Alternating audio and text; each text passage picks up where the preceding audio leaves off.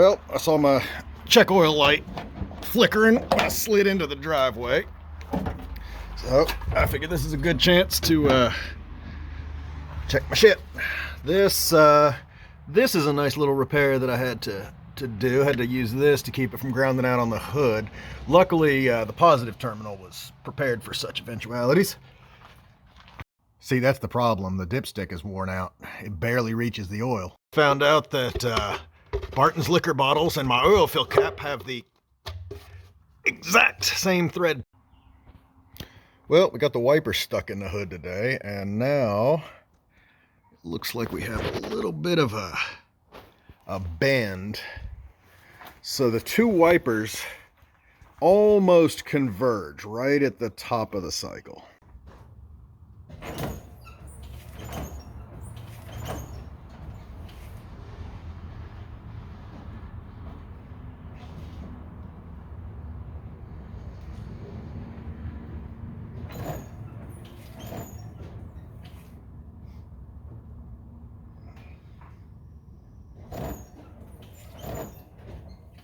Today's objective is to put a horn in the Metro. First, we'll need a donor vehicle.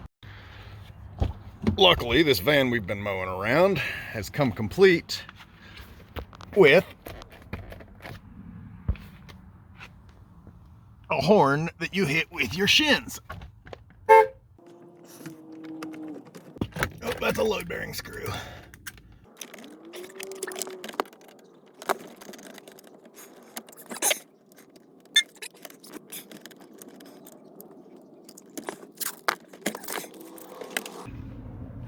What the shit is this? All right.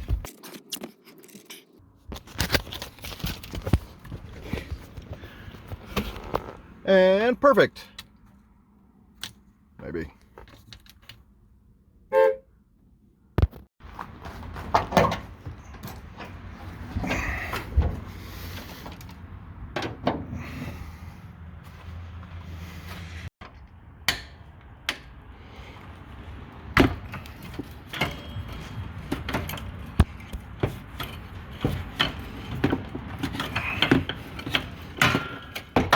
Horn removed.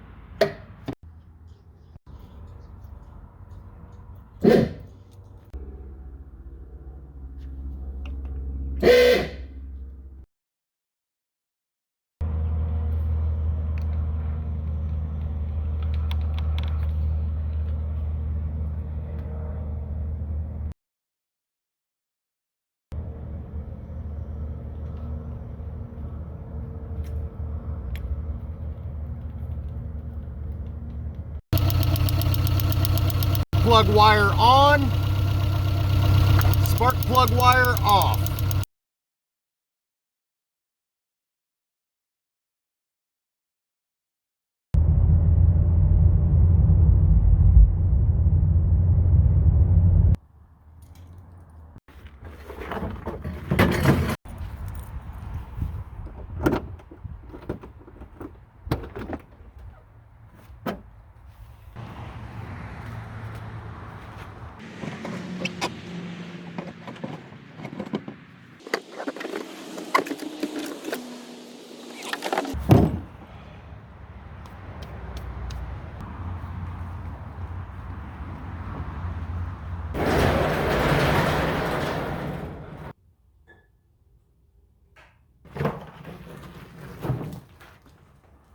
Alrighty, so I pulled the spare Metro motor out of the trunk of the Toyotas.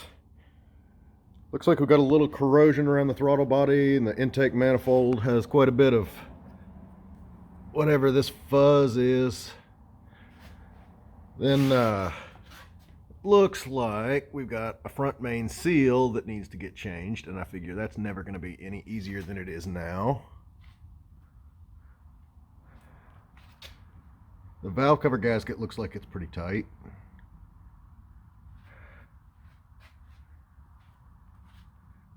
EGR valve is still in place. It's crusty, but it might work better than the other one. But before we can get to working on the engine, we are going to need to get my tools together.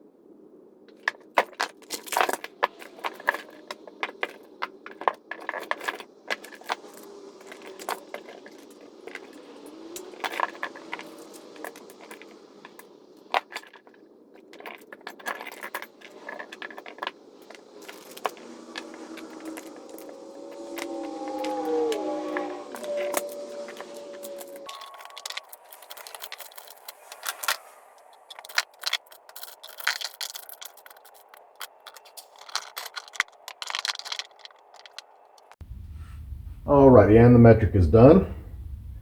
It looks like I was a little light on 18, so I went ahead and grabbed a 3/4 for the standard set as well. I don't have a 20, but that starts to get into other people's lug nut problems. I make sure that I have the socket that I need for my own lug nuts, which this one is a 21. Also have a 21 impact. All right, sockets in the toolbox. In addition to those, I'm going to need some extensions. I've got 1/4 inch with a wobble, a reducer, another reducer. I like to have 2 of these because sometimes they like to snap right off, so at least you have a spare. I like to leave 1 of them on the wrench, 1 of them right up here. This one is probably not that big a deal. We can stick it on something else. Probably a socket. Boom. Right on. So this one is for security lugs.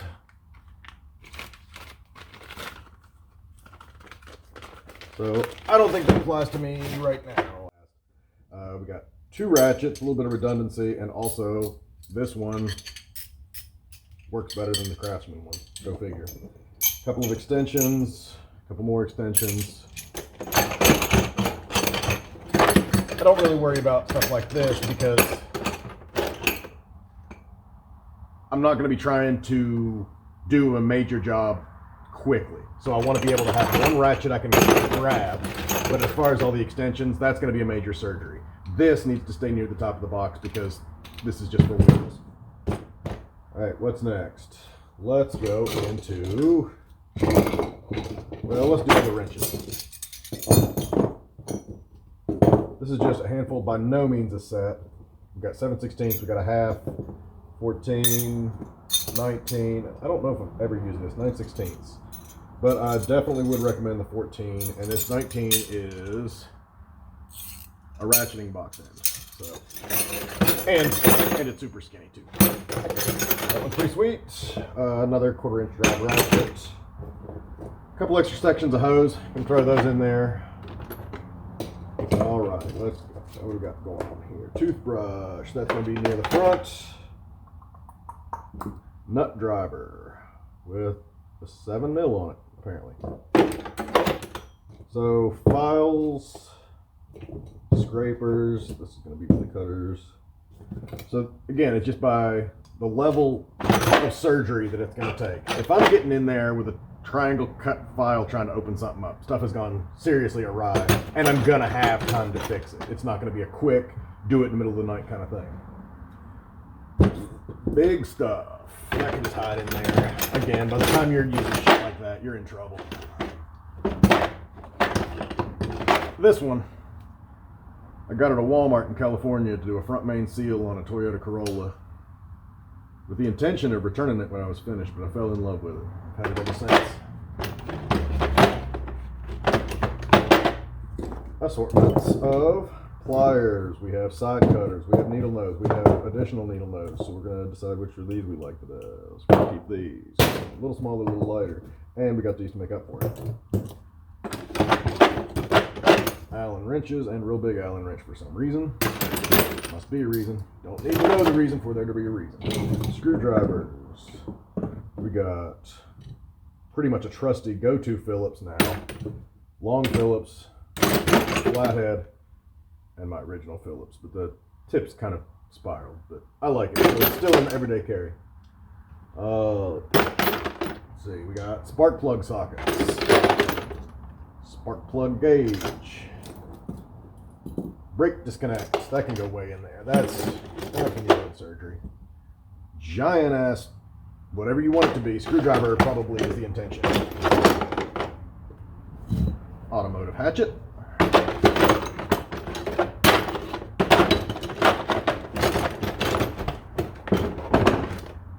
Lug wrench. Spare parts. We've got a whole bunch of electrical wire.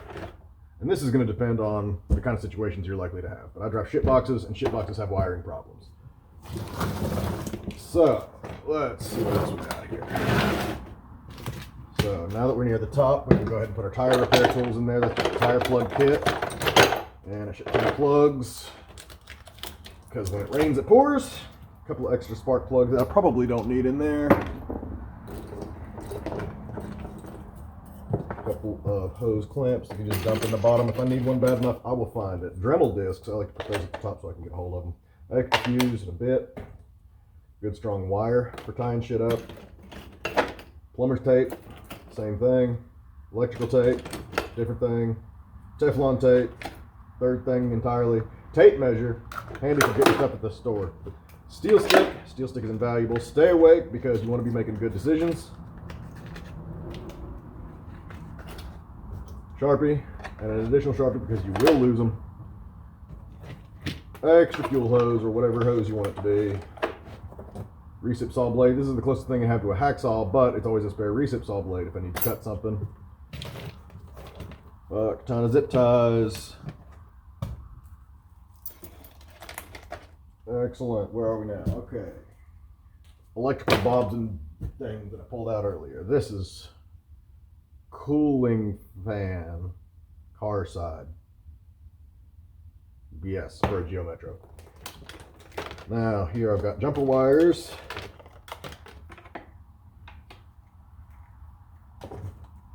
And some lamp cord. What the hell is this? This is from a light, I think. Oh, this is just a connector. I do like that connector.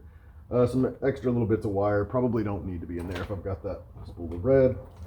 Fold these jumper wires up. I should have an automotive test light. Let me see if I can round up a few more tools.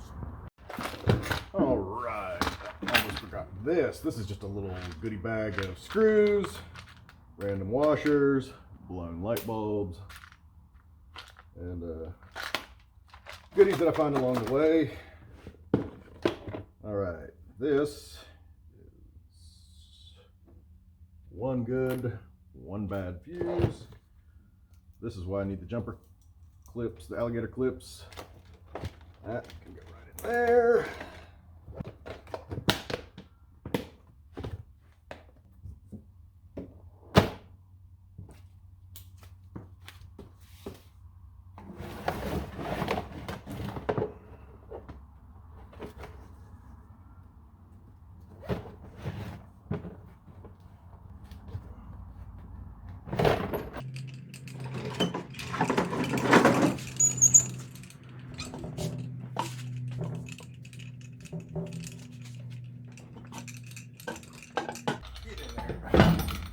There you go. All right, now that we got the engine upright, we can crank this thing and see if it is seized. All right, I guess the first step is to take out the plugs.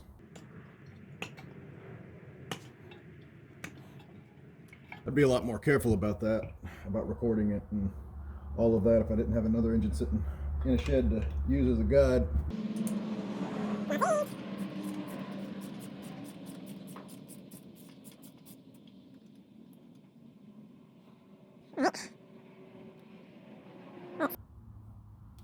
All right.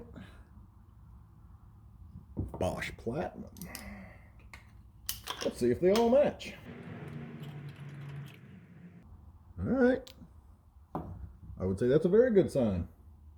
It's possible that I wasn't lied to when he told me this was a good engine. All right, let's spin this thing and see if she moves.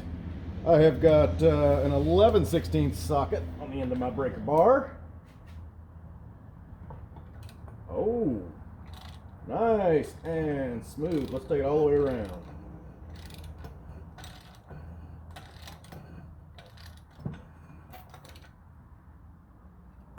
I dig it. All right, let's take a look at the oil. Okay, that's a good sign. You'd never know it on my hand, but that looks like just dirty regular oil. So it's been in there long enough to get dirty, but it hasn't been in there in an engine where it's under horrendous circumstances. So there's not like metal flake in it.